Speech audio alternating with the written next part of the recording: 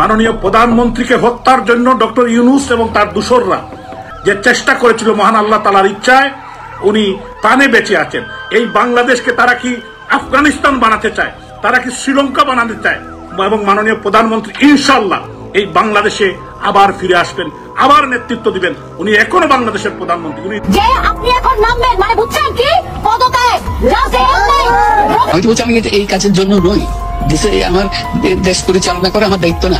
সরকার যেমন গঠন করেছি নামাই তো বেশি সময় লাগবে, 1 মাস পরে সরকার পতন আন্দোলন শুরু। এদিকে সবাই ডক্টর ইউনূসকে ভুল বুঝতে শুরু করেছে। ডক্টর ইউনূস এখন কি করবেন? বাংলাদেশে থাকবেন নাকি চলে যাবেন? তারপর দেশ কিভাবে চলবে? ক্ষমতার চেয়ারে কে বসবে? প্রত্যাশার জায়গা থেকে ডক্টর মোহাম্মদ ইউনূসের নেতৃত্বাধীন একটি সরকার আমাদের সামনে এলো, কেন তার জনপ্রিয়তা এইভাবে ধসে পড়ছে? নিশ্চয়ই এটি আমাদের বিশ্লেষণের জায়গা রয়েছে। যদি এই জরিপের ফলাফল সঠিক হয় তাহলে বিএনপির কপালে ক্ষমতায় যাওয়ার স্বপ্ন শেষ। জামাতের তো ভাই অস্তিত্বই থাকবে না, মানে ভোট পাবে কিন্তু বিএনপিকে বিট করে ক্ষমতায় যাওয়ার জন্য যে অস্তিত্ব সেটা থাকবে না। আপনার মনে হয় না যে 71-কে যে আওয়ামী লীগ তাদের মৌরুষি পাট্টা করতে পেরেছে, তার কারণ হচ্ছে যে আপনারা তো 71-কে আপনারা মনে হয় আওয়ামী লীগের চেয়েও বেশি 71-কে আওয়ামী লীগের মনে করেন, মুক্তিযুদ্ধকে আওয়ামী লীগের মনে করেন। আমি ডক্টর ইউনূস সাহেবের দৃষ্টি আকর্ষণ করব, যারাই আন্দোলন করে ওনার কোনো টাকার অভাব আছে, উনি যে দুর্নীতি করব। আপনি কথা বলেছেন। আসসালামু আলাইকুম দর্শক শ্রোতা, যারা এই মুহূর্তে ভিডিওটি দেখছেন, আপনাদের কাছে আমার একটা রিকোয়েস্ট থাকবে, আপনারা কিন্তু দয়া করে সম্পূর্ণ ভিডিও দেখবেন।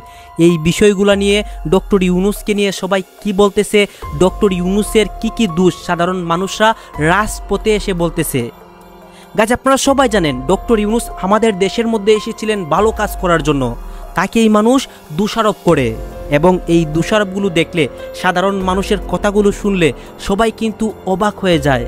সারা বিশ্ববাসী এখন কেঁপে গিয়েছে এক প্রকার বাংলাদেশের প্রতি। আপনারা সম্পূর্ণ ভিডিও দেখবেন, আপনাদেরকে এক এক করে ধারাবাহিকলি সব কিছুই দেখাবো। ভিডিওর প্রথমে যে অংশ বিশেষগুলো দেখেছেন সেইগুলোর বিস্তারিত কিন্তু আপনাদেরকে এখন এই ভিডিওগুলোতে দেখাবো। গাইজ আমরা আর কথা বাড়িয়ে ভিডিওটা লং করছি না, আমরা সরাসরি ভিডিওর মূল আলোচনায় চলে যাচ্ছি। এইখানেই কিন্তু আপনারা দেখতে পারবেন ডক্টর ইউনূসকে নিয়ে সবাই কি বলতেছে, অন্যদিকে সারা বিশ্ববাসী কিভাবে কেঁপে গিয়েছে আমাদের এই দেশটার বিরুদ্ধে। কি হবে এই সোনার বাংলায়? এই যে এইগুলা দেখেন, এইটা দেখে নাই পুরো সভ্য মানুষ ডক্টর ইউনূস। উনি উনাকে ন্যায়বান নীতিবান মানুষ মনে করেন। উনার চোখে কি লাগে না? উনার সামনে বোনের সম্ভ্রমহরণ, মাকে টেনে খুন করছে, নির্যাতন করছে, রেপ করছে, ডাকাতি করছে, মানুষ হত্যা করছে, মানুষকে জ্বালিয়ে মারছে। অনেক গড় থেকে 24টা 20টা 10টা লাশ, 5000 পুলিশকে হত্যা করেছে এই, এবং আওয়ামী লীগের হাজার হাজার নেতাকর্মীকে হত্যা করেছে। এই নির্যাতনের বিচার বাংলাদেশে একদিন হবে ইনশাআল্লাহ, ইনশাআল্লাহ, ইনশাআল্লাহ। আমি সমস্ত দেশবাসীকে এবং বিশেষ করে যারা দেশের বাইরে আছেন সবাইকে আহ্বান জানাবো। আমাদের মাতৃভূমি আজকে আক্রান্ত। বঙ্গবন্ধু কন্যা শেখ হাসিনা উনি এখনো দেশের প্রধানমন্ত্রী, উনি রিজাইন দেন নাই। উনাকে জোর করে হত্যা করার জন্য গণভবনে ঢুকে আপনারা দেখেছেন কি করেছে। আজকে এর প্রতিবাদ করতে হবে, এই জোরালো প্রতিবাদ করতে হবে এবং এদের বিরুদ্ধে সোচ্চার হতে হবে। আমরা যখন মরবই তখন আমরা এই মরার প্রতিবাদ করেই মরব। আমাদের লক্ষ লক্ষ নেতা কর্মীকে, আমাদের মুরব্বিয়ানদেরকে, আমাদের মহিলাদেরকে যেভাবে তার হায়ানার মতো, যে পাকিস্তানি আর্মিরাও যে এরকম করে নাই। এই পাকিস্তানের থেকে ডক্টর ইউনূস একজন হামিদ কারজাই। আপনারা অনেকেই হয়তো আফগানিস্তানের কথা মনে আছে, এরকম ডক্টর ইউনূসের মতো হামিদ কারজাইকে তারা ক্ষমতায় বসিয়েছিল, কিন্তু সেই ক্ষমতা বেশি দিন ধরে রাখতে পারে নাই। ইনশাআল্লাহ বাংলাদেশে এদের বিচার একদিন হবে হবে হবে। তাই ডক্টর ইউনূস এবং তার যারা দূষররা এখন জোর করে ক্ষমতা দখল করে, আমি সিলেটের মেয়র আনোয়ারুজ্জামান চৌধুরী, আমি সহ 12টি নির্বাচিত মেয়র এবং যত উপজেলা চেয়ারম্যান, পৌরসভার চেয়ারম্যান সহ সবাইকে এক কলমের কাঁচায় নির্বাচিত প্রতিনিধিকে বাদ দিয়ে যে স্বৈরাচারী মনোভাব এই হামিদ কারজাই, ডক্টর মোহাম্মদ ইউনূস যে প্রমাণ করেছে সে উনি গণতন্ত্রে বিশ্বাস করে না, এবং উনার যে উপদেষ্টারা আছে তারা গণতন্ত্র বিশ্বাস করে না, এবং আমাদের বাংলাদেশকে তারা একটি জিম্মি বানিয়েছে। আমাদের আওয়ামী লীগের, যুবলীগ, ছাত্রলীগ, স্বেচ্ছাসেবক লীগ, শ্রমিক লীগের লক্ষ লক্ষ নেতাকর্মীর বাড়িঘর ভেঙে দিয়েছে, জ্বালিয়ে দিয়েছে, যে কালচার বাংলাদেশে কোনোদিন ছিল না। তারা পুলিশ হত্যা করেছে, নিরীহ মানুষকে হত্যা করেছে। আজকে তারা হত্যা করেছে আমাদের বাংলাদেশ ছাত্রলীগের সাবেক সাধারণ সম্পাদক ইসা আলী খান পান্নাকে। এরকম আমাদের শত শত হাজার হাজার নেতাকর্মীকে হত্যা করেছে। আজকে মানুষ কোথায় যাবে? আজকে সম্মানিত নেতৃবৃন্দ যারা আছেন তাদেরকে দড়িতে বেঁধে তাদেরকে কোর্টের মধ্যে বেজ্জতি করছে। যদি এই জরিপের ফলাফল সঠিক হয় তাহলে বিএনপির কপালে ক্ষমতায় যাওয়ার স্বপ্ন শেষ। জামাতের তো ভাই অস্তিত্বই থাকবে না, মানে ভোট পাবে কিন্তু বিএনপিকে বিট করে ক্ষমতায় যাওয়ার জন্য যে অস্তিত্ব সেটা থাকবে না। সেখানে নতুনভাবে জায়গা করে নিচ্ছে নতুন আরেকটা দল। তবে কি নামে আমরা ডাকবো বা কি নামে দলটা আসবে সেটা জানি না, কিন্তু জরিপ চলে আসছে। এই মুহূর্তে আমাদের বৈষম্য বিরোধী আন্দোলনের প্ল্যাটফর্মের নেতারা বেশ কিছু অ্যাক্টিভিটিস চালাচ্ছেন। জাতীয় নাগরিক কমিটি একটা প্ল্যাটফর্ম তৈরি করেছেন। এর পাশাপাশি সার্জিস এবং হাসনাতরা একটা রাজনৈতিক দল তৈরির জন্য সারা বাংলাদেশে বৈষম্য বিরোধী আন্দোলনের বিভিন্ন কমিটি তৈরি করেছেন। গেল 3 থেকে 4 মাস ধরে নানানভাবে তারা কিন্তু এই কাজগুলো করেছে, অনেক দূরে গিয়ে গেছে। পাশাপাশি সামাজিক কর্মকাণ্ড হিসাবে সার্জিস পঞ্চগড়ে 2000 কম্বল পাঠিয়েছে। তো কেউ কেউ প্রশ্ন করেছে, আচ্ছা সার্জিসের কি কামাই আছে ব্যক্তিগত, সে 2000 কম্বল পাঠাইলো, টাকা পাইলো কই? দেখেন বিষয়টা ওইখানে না। সার্জিসের যে অবস্থান, তাদের কাছে বিভিন্ন মানুষ হয়তো তাদেরকে সহযোগিতা করতে চায়, তো সার্জিসটার সেই সহযোগিতাই আপনার হয়তো টাকাগুলা সেখানে পাঠাই দেয় বা কম্বল পাঠাই দেয়, অথবা অন্য কোনো সোর্স থেকে হয়তো আয় আসে। নালে কি আর গণমাধ্যমে নিউজ হয়েছে যে সার্জিস পঞ্চগড়ে 2000 কম্বল দিচ্ছেন, বৈষম্য বিরোধী না? আচ্ছা, এখন এই যে সকল কার্যক্রমে মানুষ কি ভাবছে? আওয়ামী লীগের চোখের কাটা হলেও আস্তে আস্তে বিএনপিরও চোখের কাটা হচ্ছে সার্জিস হাসনাতরা। জামাতের ইন্টারনাল লুক হইতে পারে বা আউটার লুক হইতে পারে সেটা জানি না, তারপরেও এই নানান প্রতিকূল পরিবেশেও শিক্ষার্থীরা যদি রাজনৈতিক দল করে সামনে নিয়েই আসে, নির্বাচনে আসে, কত শতাংশ মানুষ ভোট দিবে জানেন? এই মুহূর্তে 40% মানুষ ভোট দিবে। এক চাঞ্চল্যকর জরিপ দেখছি। দর্শক, অভ্যুত্থানের নেতৃত্ব দেওয়া শিক্ষার্থীরা যদি রাজনৈতিক দল গঠন করে তাহলে দেশের 40% মানুষ এই দলকে ভোট দিবেন। এর মধ্যে আপনারা দেখেন এদের পদক্ষেপগুলো। ডক্টর তাসনিম জারা তিনি কিন্তু এই নাগরিক কমিটিতে এসে মানে রাজনৈতিক নেতৃত্ব হিসেবে কিন্তু দায়িত্ব পালন করার জন্য চলে আসছেন। তো এরকম বেশ কিছু অ্যাক্টিভিটিস কিন্তু তাদের আছে। BRAC institute of governance and development BIGD pulse সার্ভের দ্বিতীয় ধাপের জরিপের ফলাফল থেকে এই তথ্য পাওয়া গেছে। রাজধানীর press institute of Bangladesh PIB আয়োজিত অনুষ্ঠানে এই জরিপের ফলাফল প্রকাশ করা হয়। তো প্রশ্ন হচ্ছে, এই জরিপে কত হাজার বা কত লক্ষ মানুষ ভোট দিয়েছে? এটা একটা ছোট অংশের উপর জরিপটা করা হয়েছে। প্রতিবেদন থেকে জানা গেছে জরিপে গ্রাম এবং শহরের নানা শ্রেণীর 4158 জন মানুষের মতামত নেওয়া হয়েছে। তাদের মনে 53% হচ্ছে আপনার পুরুষ, 47% নারী। আঞ্চলিক হিসাব অনুযায়ী 51% গ্রামে এবং 49% মানুষ শহরে বসবাস করে। এই সংখ্যক মানুষের মধ্যে শিক্ষার্থীরা রাজনৈতিক দলকে যদি বানায় আনে তাহলে 40% মানুষ ভোট দিবেন, কিন্তু দেবেন না হচ্ছে 44%। বাকি 16% মানুষ এই নিয়ে কোনো মন্তব্য করে নাই। গেল 15 থেকে 31 অক্টোবর পর্যন্ত এই জরিপগুলো চালানো হয়েছিল। এতে দেশের রাজনীতি, অর্থনীতি, অন্তর্বর্তী সরকারের মেয়াদ, নির্বাচন, চলমান সমস্যা, সংস্কার, আইন শৃঙ্খলা পরিস্থিতি সহ বিভিন্ন বিষয়ে প্রশ্ন করে মানুষের মতামত জানতে চাওয়া হয়। ওই সময়ের তুলনায় তাদের কিন্তু এখন স্ট্রেংথ বাড়ছে। নিয়ে বাংলাদেশ যে সাহসী পদক্ষেপ দেখিয়েছে, পুরো ভিডিওটি দেখলে আপনিও এ কথা বলতে বাধ্য হবেন। হ্যাঁ, সকল বাধা বিপত্তি পেরিয়ে এবার তিস্তা খনন মহাপরিকল্পনার কাজ উদ্বোধনের ক্ষণগণনা শুরু হয়ে গিয়েছে। ভারতের লাল চোখকে উপেক্ষা করে চীনের সাথেই তিস্তা খননের কাজ শুরু করছে। কেন আমি বলছি? বাংলাদেশের এটি একটি মাস্টার স্ট্রোক, এবং এই খবরকে কেন্দ্র করে ভারতীয় মিডিয়ার রিঅ্যাকশন কি? আপনার এই প্রশ্নগুলোর উত্তর জানাবো। চীনের বিনিয়োগে তিস্তা মহাপরিকল্পনার কাজ বন্ধ করতে ভারত গত 2 বছর যাবৎ নানাভাবে চাপ প্রয়োগ করে আসছে। তারা নিজেরা তিস্তা চুক্তি করবে না। আবার তিস্তাকে খনন করতেও বাংলাদেশকে বাধা দিবে। ভারত থেকে আশ্বাস ছাড়া কিছুই আসেনি কখনো। চীনের সাথে বাংলাদেশের তিস্তা খননের প্রকল্পটি বাস্তবায়ন যাতে না হয় সে লক্ষ্যে ভারত বাংলাদেশকে তিস্তা খনন করার অফার পর্যন্ত দেয়। বাংলাদেশ যে ভারতের এই অফারকে প্রত্যাখ্যান করেছিল তা আর বলার অপেক্ষা রাখে না। যদি তিস্তাকে খনন করতেই হয় তাহলে ভারতকে দিয়ে নয়, বরং চীনের অর্থায়ন ও কারিগরি সহায়তায় তিস্তা মহাপ্রকল্প বাস্তবায়ন করবে বাংলাদেশ। কারণ চীন তাদের দুঃখ হোয়াংহো নদীকে ম্যানেজমেন্ট করে আশীর্বাদে রূপান্তরিত করে ফেলেছে। চীন এইসব কাজে সফল হয়ে আগেও বিশ্বকে অবাক করেছে। তিনি বলেন, প্রকল্পটির যাবতীয় তথ্যাদি এখন চীন সরকারের সংশ্লিষ্ট দপ্তরে নিরীক্ষার কাজ চলমান। আমরা প্রকল্পটিকে গুরুত্বের সাথে দেখছি। স্বাভাবিকভাবেই চিকেন নেকের কাছে চীনের অবস্থান দেখে ভারতীয় মিডিয়ার ঘুম হারাম হয়ে গিয়েছে। ভারতীয় নিউজ পেপারগুলোতে এটি ফলাওভাবে প্রচারও হচ্ছে। অনেক ভারতীয় মিডিয়ার মতে এটি ভারতের জন্য সতর্ক সংকেত। তবে এখন আর ভারত এই প্রকল্পকে আটকাতে পারবে না কোনোভাবেই। বাংলাদেশ এই তিস্তা মহাপরিকল্পনা বাস্তবায়ন করেই ছাড়বে। এই যে ভারত এবং বাংলাদেশের যে সম্পর্ক একটা চরম তিক্ততার পর্যায়ে গেল বা বর্তমানে বিরাজ করছে, এরকম জায়গাতে যাওয়ার দায় কার?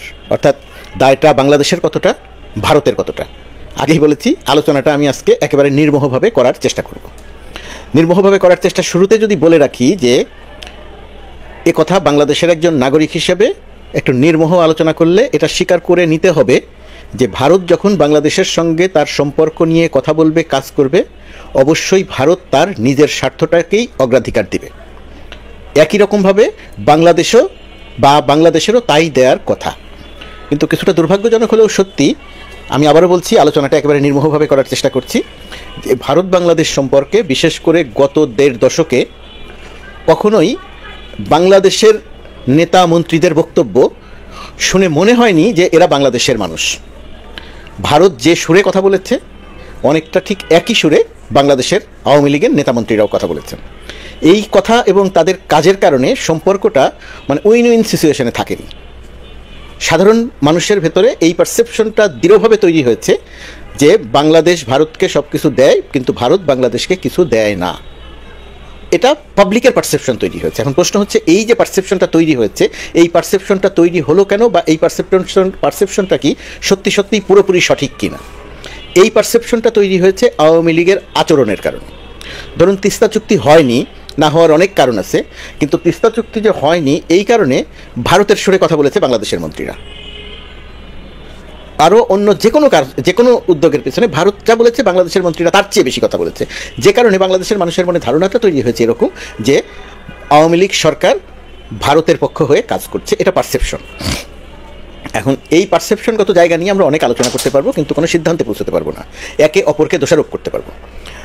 সেই দিকে না গিয়ে আমরা যদি আলোচনাটাকে এই জায়গাটাতে রাখি যে শেখ হাসিনা সরকারের বিরুদ্ধে একটা তীব্র জনমত ছিল এদেশে, সেই তীব্র জনমতকে উপেক্ষা করে ভারত শেখ হাসিনা সরকারকে টিকিয়ে রাখার জন্য যা করা দরকার তার সব কিছু করেছিল, এবং সর্বশেষ নির্বাচনে মার্কিন যুক্তরাষ্ট্রকে পর্যন্ত প্রভাবিত করেছিল যে বাংলাদেশে ভোটারবিহীন নির্বাচন হবে, সঠিক নির্বাচন হবে না। কিন্তু ভারত মার্কিন যুক্তরাষ্ট্রকে প্রভাবিত করেছে, মার্কিন যুক্তরাষ্ট্র চুপ হয়ে গেছে, বাংলাদেশের নির্বাচন ছাড়া, ভোটারের নির্বাচন ছাড়া, ভোট দেওয়া নির্বাচন না করেও শেখ হাসিনা ক্ষমতায় থেকে গেছে। এই ঘটনাগুলো বাংলাদেশের মানুষের মনে দৃঢ়ভাবে এই সিদ্ধান্ত উপনীত হয়েছে যে ভারত বাংলাদেশের মানুষের সঙ্গে সম্পর্ক উন্নয়নে বিশ্বাসী নয়, ভারত বাংলাদেশ সরকারের সঙ্গে অর্থাৎ আওয়ামী লীগ সরকারের সঙ্গে সম্পর্ক উন্নয়নে বিশ্বাসী। সেটা 2024-এর নির্বাচন, 2018-র রাতে ভোটের নির্বাচন, 2014-র ভোটারবিহীন নির্বাচন, সবসময় এই কথা প্রযোজ্য। তো এরকম একটা ধারণা তৈরি হয়েছে। সেরকম একটা ধারণা তৈরি হবার জায়গা থেকে একটা গণ অভ্যুত্থানের মধ্য দিয়ে শেখ হাসিনার পতন হয়েছে। শেখ হাসিনা 1,500 মতো মানুষকে হত্যা করেছে, 20,000 মানুষকে আহত করেছে, 500-600 মানুষকে দৃষ্টিহীন করেছে। এরকম একটা ঘটনার মধ্য দিয়ে শেখ হাসিনার পতন হয়েছে, রক্তাক্ত গণ অভ্যুত্থানের মধ্য দিয়ে শেখ হাসিনার পতন হয়েছে। এখন পতনের পরে শেখ হাসিনা পালিয়ে ভারতে গিয়ে আশ্রয় নিল। আওয়ামী লীগের নেতা মন্ত্রীদের একটা বড় অংশ পালিয়ে ভারতে গিয়ে আশ্রয় নিল। এই আশ্রয় নেয়া এবং এই ঘটনাটিকে ভারত কিভাবে দেখলো এবং বাংলাদেশের মানুষ কিভাবে দেখলো? শেখ হাসিনা ভারতে আশ্রয় নিয়েছে, ভারত শেখ হাসিনাকে আশ্রয় দিয়েছে, প্রথম অবস্থাতে এটা বাংলাদেশের মানুষের কাছে বড় ইস্যু ছিল না। বড় ইস্যু হয়ে উঠলো কেন? বড় ইস্যুটা হয়ে উঠলো যে ভারত বাংলাদেশে যে শেখ হাসিনা একটা রক্তাক্ত গণ অভ্যুত্থানের পরিপ্রেক্ষিতে যে শেখ হাসিনার পতন হলো, ভারত এই বিষয়টিকে গুরুত্ব দিল না। ভারত যেটা করার চেষ্টা করলো যে বাংলাদেশে সংখ্যালঘুদের উপরে আক্রমণ হচ্ছে, অর্থাৎ ধর্মীয় দৃষ্টিকোণ থেকে ভারত পুরো বিষয়টিকে দেখার চেষ্টা করলো। আর একথা সত্যি, ভারত যে সংখ্যালঘুদের উপরে, হিন্দুদের উপরে আক্রমণ হচ্ছে, আক্রমণ হয়নি একথা কোনো অবস্থাতেই কখনোই আমরা বলি না, আমি বলি না। 5 আগস্ট ক্ষমতার পরিবর্তনের পর আওয়ামী লীগের নেতামন্ত্রীরা সব পালিয়ে চলে যাওয়ার পরে শেখ হাসিনা সহ তখন আওয়ামী লীগের নেতামন্ত্রীদের বাড়িতে আক্রমণ হয়েছে। আওয়ামী লীগের নেতাদের মধ্যে, কর্মীদের মধ্যে হিন্দু সমর্থিত হিন্দুরাও ছিলেন, তাদের বাড়িও আক্রান্ত হয়েছে, অনেকের বাড়ি। এর বাইরে কিছু হিন্দুর বাড়ি আক্রমণ হয়েছে, তারা হিন্দু বলে, অস্বীকার করার কোনো পথ নাই। কিন্তু তার বিরুদ্ধে সরকারিভাবে ব্যবস্থা নেওয়া হয়েছে এবং এই তাদের হিন্দুদের উপর আক্রমণের ঘটনাটা বন্ধ হয়ে গেছে। মন্দিরে, কিছু মন্দিরে হামলা হয়েছিল, সেগুলো বন্ধ হয়ে গেছে। এখন অত্যন্ত বিচ্ছিন্নভাবে একটা ঢিল ছোড়ার মতো ঘটনা ঘটতে পারে, একটা প্রতিমার আংশিক ভাঙার মতো একটা বিশেষ উদ্দেশ্যমূলক কাজের কারণে হতে পারে বাংলাদেশের প্রত্যন্ত অঞ্চলগুলোতে। এটা এখন আর কোনো অবস্থাতেই মন্দির ভাঙা হচ্ছে না, হিন্দুদের উপর আক্রমণ করা হচ্ছে না। ইসকন একটা বিক্ষুব্ধতা পরিবেশ তৈরি করতে চেয়েছে, তারা কিছুটা সফল হয়েছে।